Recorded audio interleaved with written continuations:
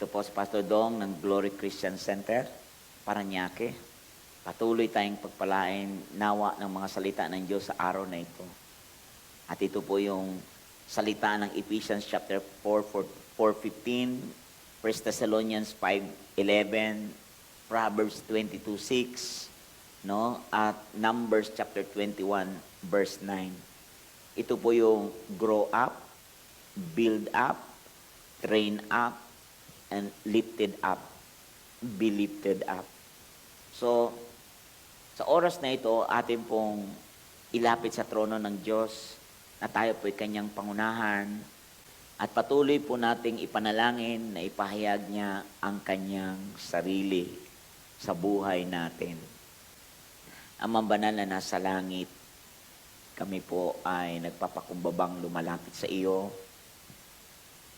Nagpapakumbaba sa harapan mo na kami ay kapos, di sapat ang aming mga nalalaman, pagkat ikaw, O Diyos, ay higit sa sapat.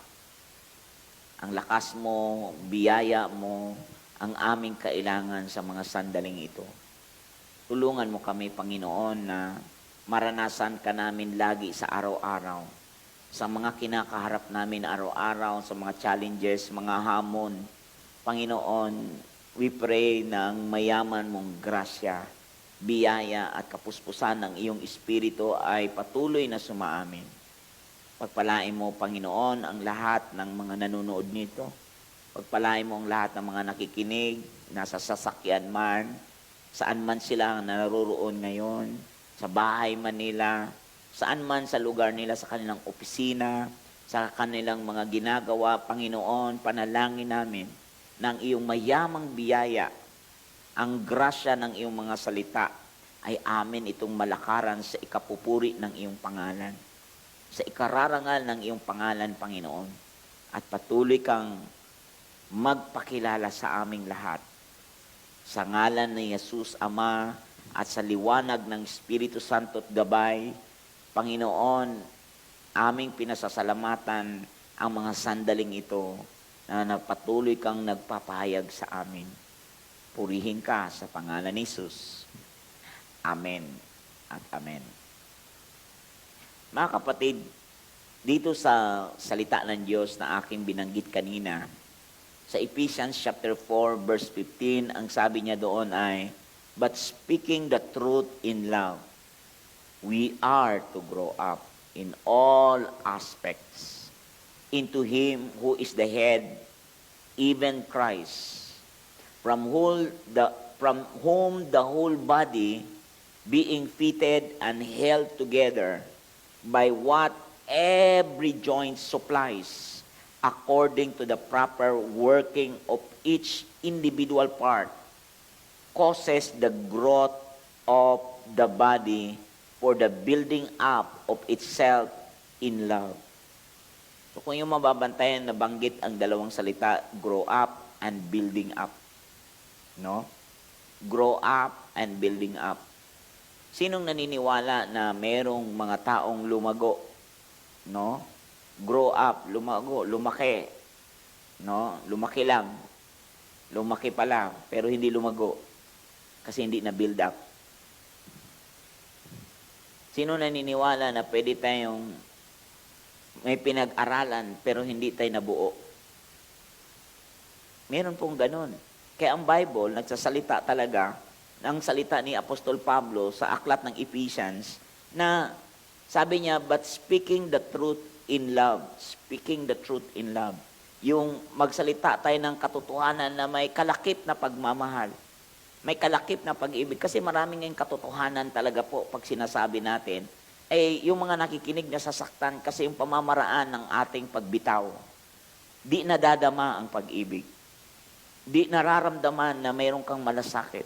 Di nararamdaman na may pakialam ka sa buhay nila. Basta ikaw, mayroon talagang pusong kagaya ng puso ng Panginoon, ng pagmamahal.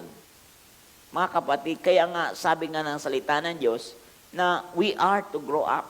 Lumago tayo. No? Grow means lumago. Grow means lumaki. No? In all aspects. Saan po yung aspeto na to? In all aspects. Sa lahat ng aspeto. Ito po yung spiritual na aspeto, mental na aspeto, emotional na aspeto, at ito po yung physical na aspeto. Ito yung apat na ito sa area ng buhay natin na kailangan natin pagtuunan ng pansin. Kailangan natin bigyan ng pansin. Kasi kung hindi po natin bigyan ng pansin, sige nga, puno ka sa spiritual. No? Puno ka sa mental. Puno ka rin sa emotional. Maganda ang iyong emotional. Talaga namang di ka talaga may karga. Wala kang karga. Walang sabit. Talaga naman. Pero kapag ang iyong physical bagsak, ano magagawa nung tatlong yon? O sige nga, kahit physical, ay nako kapatid, importante din ang physical. Kasunod naman, okay ang iyong physical, okay ang iyong mental, okay ang iyong spiritual, emotionally distracted ka naman, wala pa din, kahit yung tatlo na yon ay okay. Pero kapag ang emotion mo na ang bumanat, nako mga kapatid, wala din, di makatatayo talaga. Kaya sinasabi ng Bible, we are to grow up in all aspects. Nakakalimutan natin to eh. Alam mo, nakakaligtaan natin yung apat na yan na sinasabi ng Bible na talagang lumago tayo in all aspects. Lumago tayo niyan mga kapatid. Talagang we are to grow up na talagang may hagod ng pag-ibig. May hagod ng pagmamahal ni Kristo. Bunga ng pag-ibig ni Kristo. Alam mo ba, kahit truth yan, kung may pag-ibig yan, di talaga basta-basta lang masaktan ng tao kasi mas nararamdaman nila yung pag-ibig mo kaysa galit mo. Kaya maraming totoo din ngayon na nakaka-backslide eh. Imbis lumalago tayo, lumulugo eh. Imbis pampalakas, pampakalas eh. Nagkakalas yung tao kasi bakit? Kasi yung truth na meron tayo, nakakasugat. Yung truth na meron tayo, nakakasakit ng kalooban. Kaya napakahalaga na lumago tayo in all aspects. Marami naman dyan, kahit mayroong gaano kaganda, napaka-gentle mo nang sabihin, napakaganda mo nang sinasabi. Pero tinan mo naman yung ating mga taong nakikinig, imbis tanggapin, hindi. Ang tingin nila, offense talaga. Na-o-offend. Tama naman din ang Panginoong Hesus sa Luke 17, verse 1 to the following, na di talaga maaalis o di mawawala ang offended. Ma-o-offend tayo. Kasi ang truth talaga, kahit may pag-ibig, kahit may puno ng malasakit na sa'yo, pag ang tao talaga may karga emotionally, ang hirap niya po talaga tanggapin yan. Kasi emotionally distracted. Gaya niyan, kaming mga disabled, kagaya ko, meron akong kapansanan. Ano pa bang mga tamang salitang pwedeng sabihin sa atin? Kahit sabihin niya, ang tawag sa amin ay maraming mga salitang babanggitin sa amin na wag niyong tawagin pilay, wag niyong tawagin disabled. Di papalitan ng ibang pangalan. Alam mo mga kapatid, hindi kahit pagpapalit ng pangalan, pag emotionally distracted ka, wala na pong tamang salita doon. May idea naman, talaga na mga idea ang ganda-ganda. Di ba sa mga may kapansanan sa mata, visually impaired. Di ba? Ang iba physically challenged. Tatanggapin physically challenged para wag naman sa salitang disabled, mukhang nakaka-backslide naman. Mga kapatid, at the end of the day, hindi yung word Hindi yung mga salitang binanggit Kapag hindi po talaga lumago ang iyong emotional aspects, mga kapatid, talagang kahit anong ganda pa ng salita, pag may karga ka, ang hirap talaga yung hilumin. Kaya ang Bible, but speaking the truth in love, we are to grow up in all aspects. Sa asawa mo na lang, kahit mahal mo yan, at mahal mo ka rin niya, pero dahil sa mga salita na binitawan niya, dahil ikaw ay emotionally distracted, emotionally, alam mo ba, hurts? Alam niyo po ba, kahit anong gandang salitang banggitin sa'yo, ay talaga naman po, wala na, hindi alam ng mga tao kung saan lulugar sa paligid mo. Kaya hindi garantiya talaga kung okay ka mentally, okay ka spiritually. Pero pag emotionally talagang emotionally hurt ka, ay talaga naman, walang pwedeng sabihin sa'yo, lahat na lang, iindahin mo. Kahit sino pang magaling na presidente natin dito, sino pang magaling na pastor sa ating paligid, sinong magaling mga maglilingkod sa ating paligid, kung ang tao po talaga, ang kanyang emosyon, di niya po talaga, di lumalago ang emosyon, wala din. Mahihirapan ng sino mang magaling na presidente sa atin. Kasi ang totoo talaga, Bible nagsasalita. Salita ng Diyos ito. Na sinasabi ni Apostol Pablo sa atin, we are to grow up in all aspect into Him. Saan? Kay Kristo Jesus. Into Him, who is the head. Into Him, sa Diyos talaga. Kung ang Panginoong Yesus kailangang lumago ang kanyang espiritu nung time, nung nasa sa lupa pa siya. Nung nasa earthly pa lang siya, lumago ang Panginoong Yesus. Sabi ng Luke chapter 2, na lumago the spirit of a child wax. Nung time na yun, kailangan lumago ang bata. Lumaki ang bata. Lumaki kasi ang bata ay talaga po naman na si Kristo Jesus ay nagkatawang tao. Nung magkatawang tao, 100% tao po siya na pwede po siyang magkasala kapag tinukso. Kaya nga po, tinukso siya ni Satanas kasi alam ni Satanas na pwede po siyang magkasala. Nung time na yon, kasi hinubad niya ang kanyang karangalan, kaluwalhatian, yung kanyang pagka-Diyos sa langit. Bumaba sa lupa, 100% naging taong kagaya mo at kagaya ko. Tinukso rin kagaya mo. Pero hindi siya nagkasala. Kaya nung siya ay nag-alay, siya ang perfect na alay talaga. Kaya nga, grow up into Him who is the head. Grow up into Him. Grow up in Christ Jesus. Alam mo, pag hindi maporma ang ugaling langit sa atin, hindi maporma ang katauhan ni Kristo Jesus sa buhay natin, lagi na lang tayong masasaktan. Wala nang tamang salitang pwedeng sabihin sa'yo. Lagi na lang mali kasi tingin mo, lagi kang tinatamaan. Kasi ayaw mong magpatama. Kaya ang dami ngayon may tama. Di na nagpapatama. Paano pa natin maaayos yan? Kaya itong ganitong kalagayan ngayon, kailangan nating sumunod one at a time. Tayo rin naman po ang mabibinipisyuhan nito. Tayo rin naman po ang pagpapalain nito. Kaya nga, grow up in all aspect into Him, in Christ Jesus, who is the head. Kaya nga, nung si Kristo, kaya tinabi dito sa kama even Christ, kaya nga, yung si Kristo, lumago din talaga siya. Di ba, nung nandoon sa Bible, sa John chapter 5, di ba, hinanap din siya ng nanay niya nung siya 12 years old. Nasaan ka ba, anak? O, tingnan mo yung bata. Hinanap siya, nasaan ka ba, anak? Kasi sa busy ng nanay at tatay, sa busy nung time na yon, alam niyo po ba, John chapter 5 John chapter 2. Alam mo, sa sobrang busy ng nanay niya at tatay niya, nakaligtaan nila ang kanilang anak. Kaya nung hinanap sila, saan ka nagpupunta? Sabi ni Kristo, di ba dapat ako sa bahay ng aking ama? Di ba doon ako dapat? Yung spirito ng bata ay talagang nakakonect sa Diyos Ama na nasa langit. Pero nung time na yon, dahil na-under care siya ng magulang, kailangan yung bata, nag-i-emote ba yung bata? Ayaw ko nga.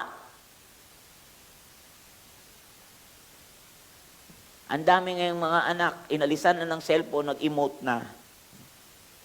Ang taas ng damdamin. Inalisan na ng cellphone, kala mo sira na ang mundo niya. Ang taas ng damdamin. Mga kapatid, ito lang basic na basic nito. Bagay lang ang inalis sa'yo. Di naman buhay. Inalisan ka lang ng mga bagay na doon ka na-attach sa sarili mo, na-attach ka kasi nakakasira ng iyong bukas, nakakasira ng iyong sitwasyon. Ayaw mo nang lumabas sa kwarto mo. Ayaw mo nang, di ka na pinapawisan, di na ka na rin naarawan, nawalan ka na ng vitamin D. Kaya ang dami bata ngayon, talaga naman naghihirap na talaga ang kalusugan, di na pinapawisan. Buti dati may piko pa eh. Buti dati may laro pa na syatong. Antindi mo laro doon, no? Buti pa dati may larong Jolene sa tabi. Ngayon may naglalaro pa ba Jolene? Dati may naglalarong postcard. Ngayon mga kapatid, wala na naglalarong ganun. Wala na rin pinapawisan. Wala na rin lumalabas. Kasi bakit? Nandoon na sa loob, nagkukulong. Ang dami mga bata ngayon, pag inalis mo sa kwarto nila, pag sila ay iyong, alam mo, pag hindi po natin turuan ang ating mga anak sa emotion part nila, di natin sila hubugin sa salita ng Diyos, bumalik sa salita ng Diyos. Tayo mga magulang, ang lugi dito at ang pinakalugi, walang iba kundi ang mga bata. Bible nagsabi, we are to grow up in all aspects. Salita ng Diyos ito na nagsasabi sa atin, sino ang papayagan natin, opinion ng tao o yung sinasabi ng Diyos? Opinion ng technology o yung sinasabi ng salita ng Diyos. Kaya mga kapatid, ang daming bata ngayon emotionally distracted na, at kung iyong sabihan, nasasaktan agad sila, wala ka ng isang salita na di nila sila nasasaktan. Paano natin matulungan ang ating bansa ng ganito kataas ang emosyon? Yan po yung area na yan, aspeto na yan, na laging mga tao, ang daming lumago sa gawain ng Diyos, pero hindi lumago sa emosyon. Hindi na build up ang emosyon. Hindi na build up, na build down. Na parang buong pababa yata, buong pamali. Nabuo ang pamali, naging error ang spirit. Spirit of error, sabi ng 1 John 2. Kaya di natin po makuha ang atensyon nila. Utusan mo, sila pa yung galit. Paano lalago ang ating bansa? Kaya nga napakahalaga ang ating sitwasyon dito sa ating Panginoong Hesus. Sino siya sa ating buhay? Speaking the truth in love. We are to grow up in all aspect into Him who is the head, even Christ. From whom the whole body, buong katawan, being fitted together, yung katawan dito, paanong ginagawa ang bawat parte, paano nag-cooperate, paano nag-participate yung bawat parte nila. As a whole, buong body, buong katawan. Kailangan kamay, magpakakamay. Kailangan ang paa, magpakapaa. Kailangan ang tainga, magpakatainga. Lahat ng parte na yan ay dapat mag-participate. Sa kabuuan naman ng body of Christ, lahat tayo may kanya-kanyang giftings. Lahat tayo may kanya-kanyang giftings. May mga biyayang binigay ang Diyos sa atin. May mangaral kung gustong mangaral. Yung mangaral, ang binigyan ng biyayang mangaral ng gusto. Ang binigyan ng biyayang magbigay ng buong kaya na hindi out of compulsion. Magbigay talaga kasi bibless ka ng Diyos doon. Yung iba naman na gumagawa ng hardworking, gawa lang ng hardworking na may kagalakan sa puso na hindi napilitan. Ito yung buong katawan. Yung ulo, magpakaulot po talaga. Being fitted and held together by what every joint supplies according to the proper working. Sabihin natin, proper working. Pag sinabing proper working of each individual part, bawat isa may kanya-kanyang papel na ginagampanan. Grow up in that area. Lumago tayo in that area. Kahit naman siguro sa ampang ministry ka, pag hindi lumago talaga yung emosyon natin, wala po talaga. Kasi ngayon, ang daming mga skillful, talagang matalino, pero pagdating Sa area ng damdamin, bobo. Mga kapatid, ito yung kailangan natin. Lumago tayo sa bagay na to, sa lugar na yan. Lumago tayo. Ang tagal mo na sa gawain ng Panginoon. Ang tagal mo na rin sa pasimba-simba.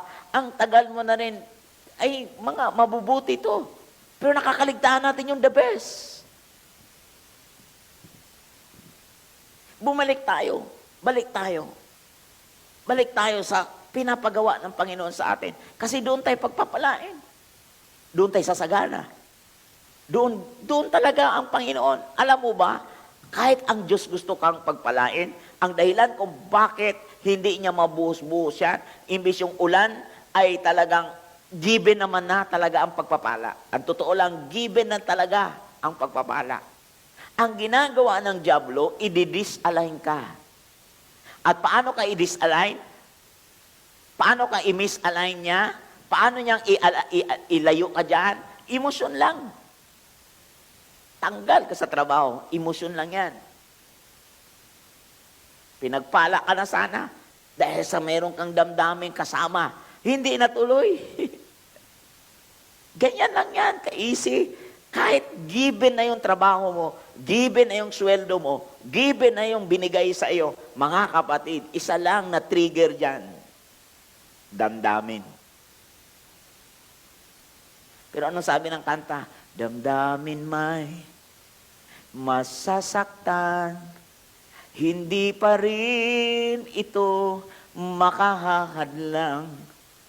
Sa pagdulog ko'y may kagalakan. Alam mo ba yung dumulog ka sa Diyos may kagalakan? Dumulog ka sa amo mo may kagalakan? Dumulog ka sa mga taong meron kang kailangan.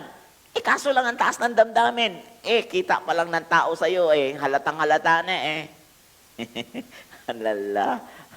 Paano tayo niyan? Yung Bible, ang salita ng Diyos, lumaki tayo, lumago tayo sa, ma-build up tayo dyan. Lumago, tumatag, maging matatag, ma-build up. Maging matatag tayo dyan. Build up. Maraming lumago, pero di matatag.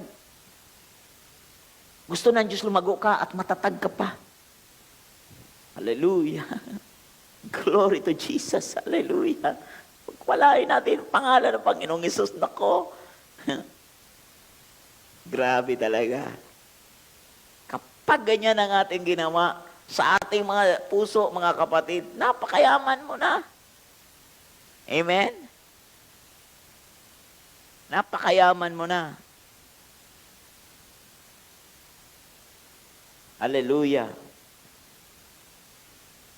Di ba pag yan ang nangyari sa ating puso, yan ay ating alam mo ba, pag yan ay ating pong na-develop sa buhay natin, ikaw ang isa sa pinakamayamang tao sa buong daigdig. Isa sa pinakamayaman. Alam mo ang totoong mayaman, hindi naman yung meron kang pera o walang pera Ang totoong mayaman po talaga ay yung mayaman ka, nakaisa ni Kristo na buno ng kagalakan, mameron o wala niyan, di ka na-attach, di ka distracted. Hallelujah. Ang galing niyan. Pag meron ka niyan, pakayaman mo na. Yun ngang buong paa, may problema. O, sige nga. Di lalo akong nakasaklay, lalong malaking problema yon. May kuba pa.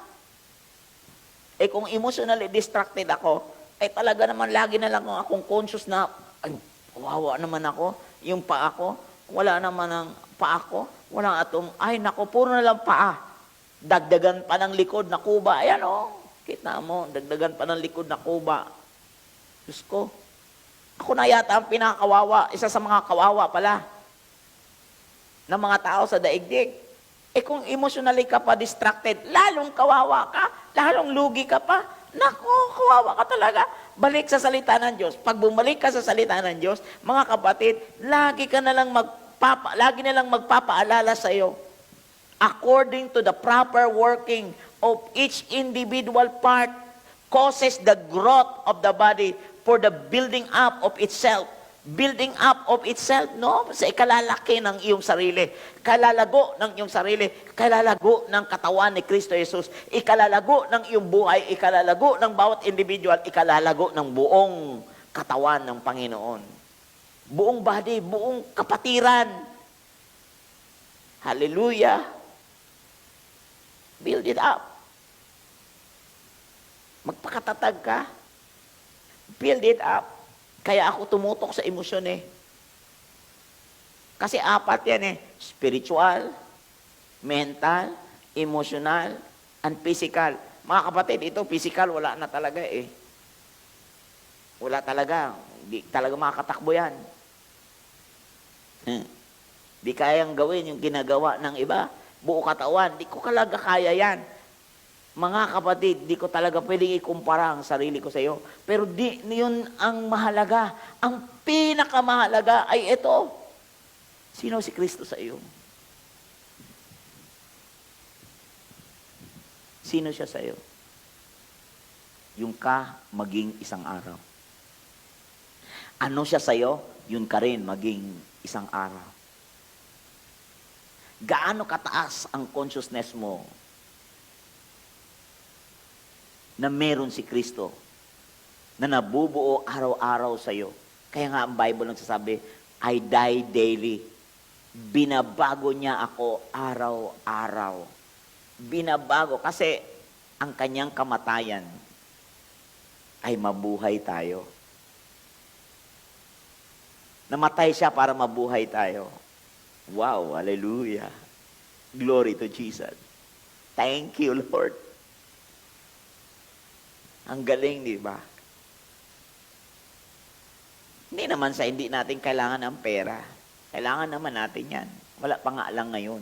Darating pa yun. Kasi talaga naman, pag once ginawa natin ang bawat parte natin according to the proper working, kasi meron tayong grasya, may kanya-kanya tayong papel na dapat nating gampanan, lakaran, isa buhay. Gawin natin, maging relevant tayo. Huwag tayong sintonado. Lumugar lang talaga dapat tayo sa ating kalugaran.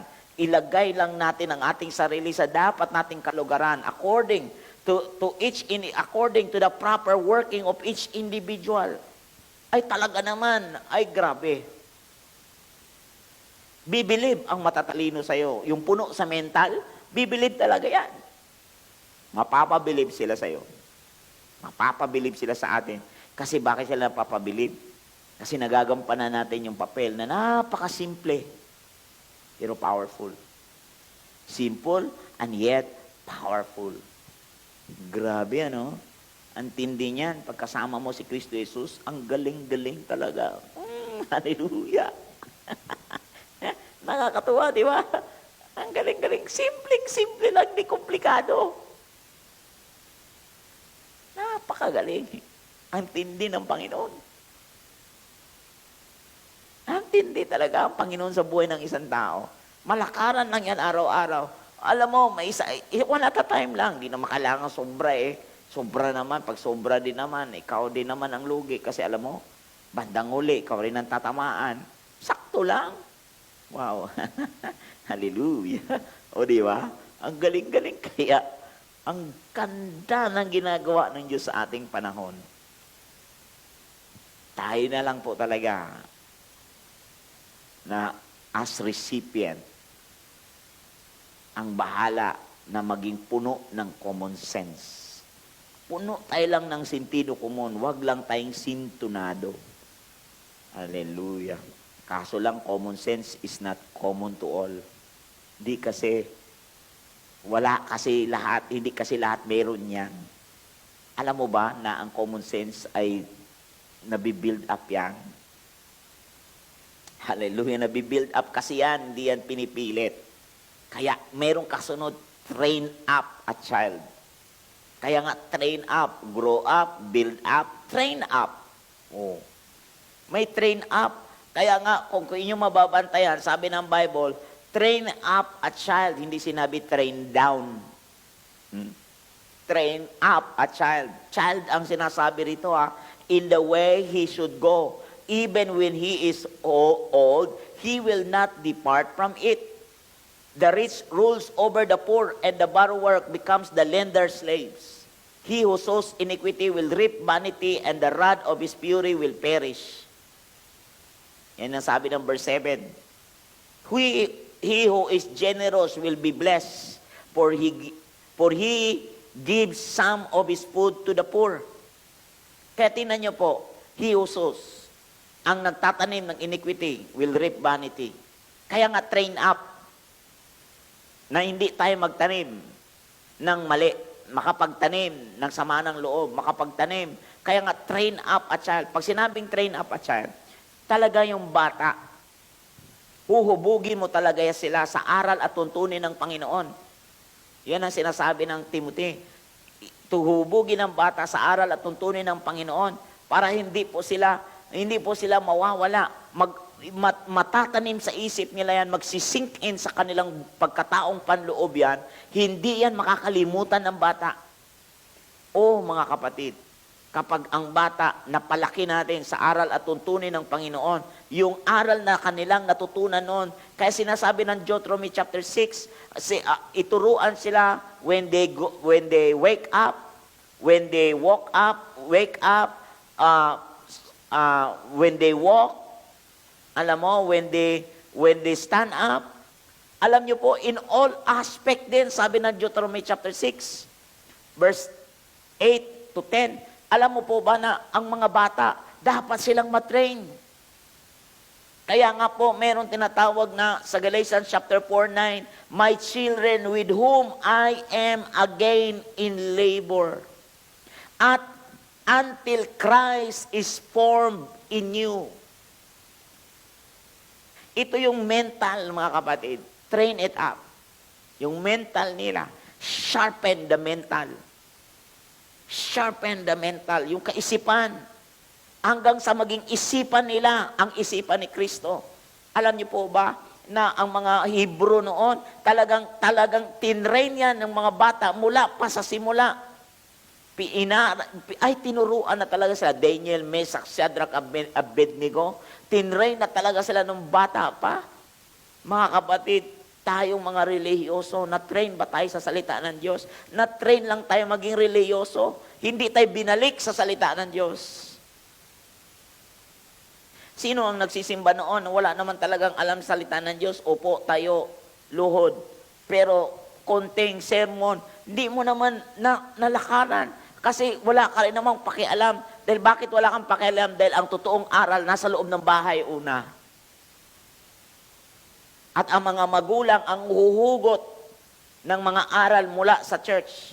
At doon sa bahay, ang pinaka-solid na pagtuturo ng isip sa bata. Isipan sa bata. Solid na yung attitude of gratitude na yan.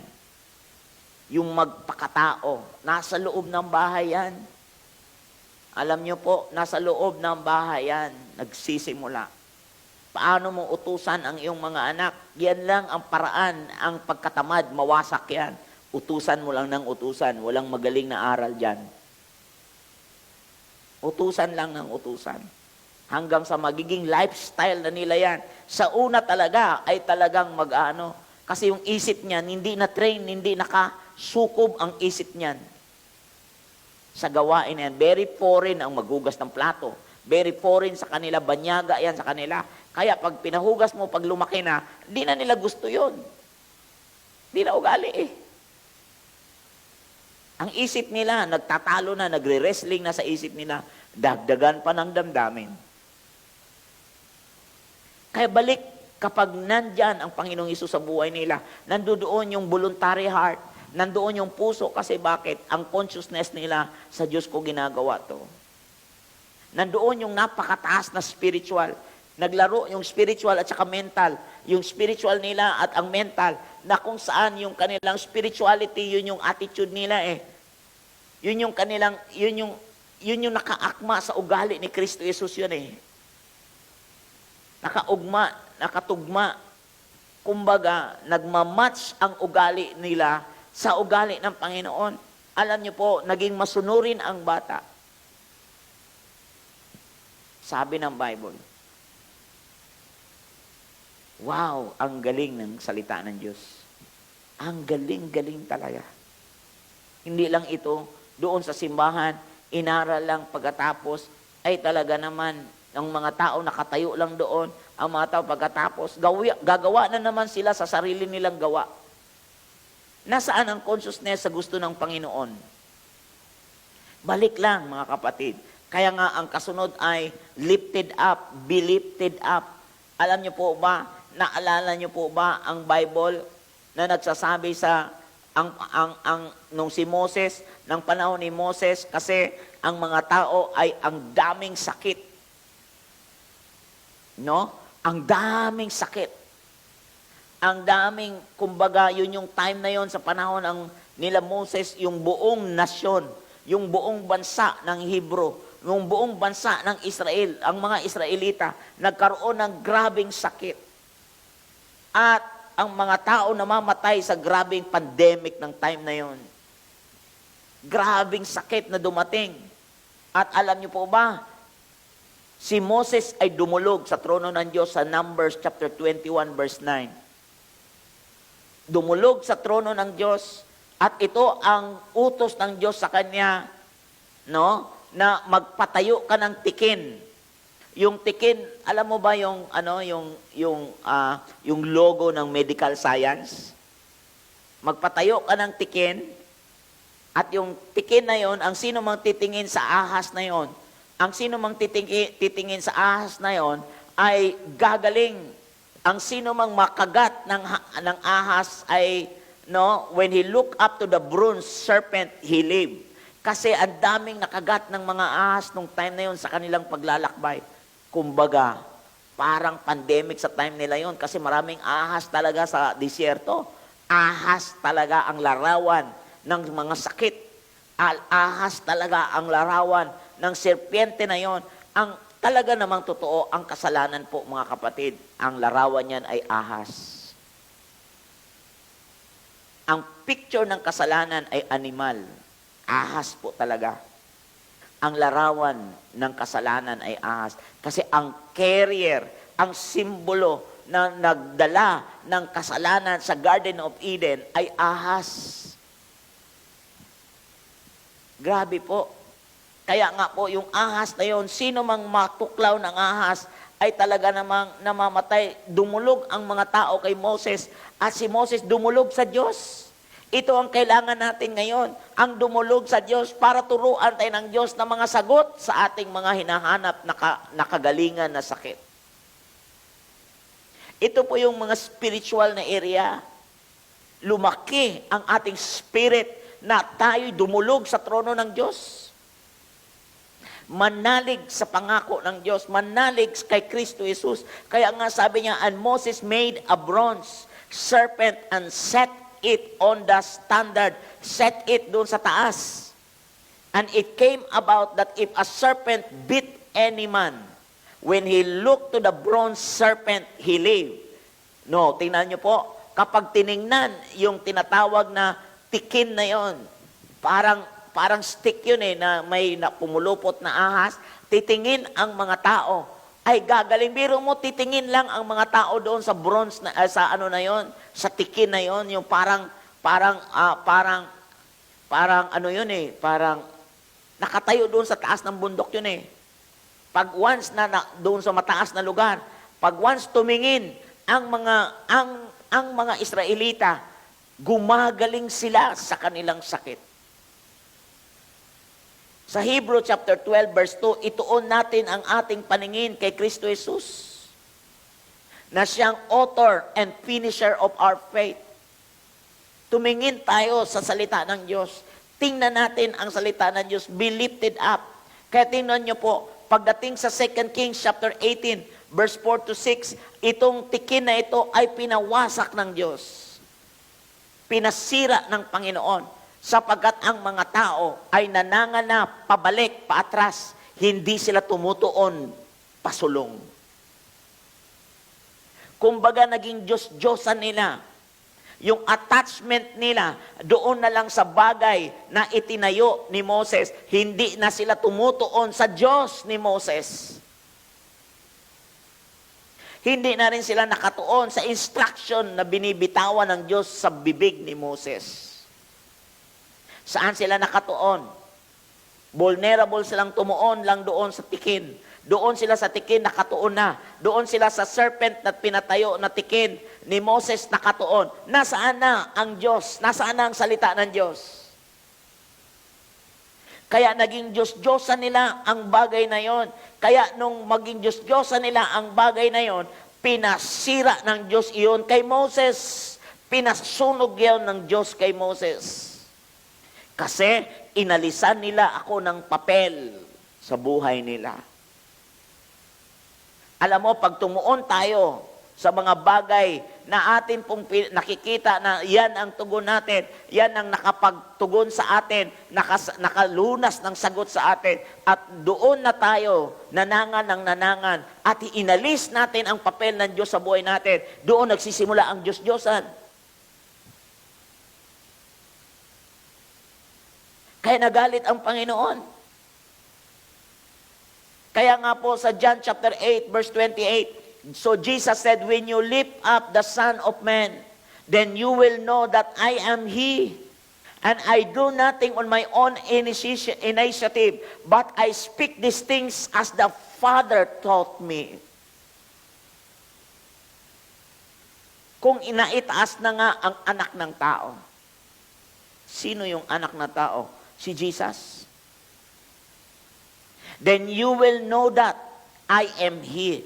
Malalaman mo nga na ako nga yun, ako nga, hindi na yung serpente na yun.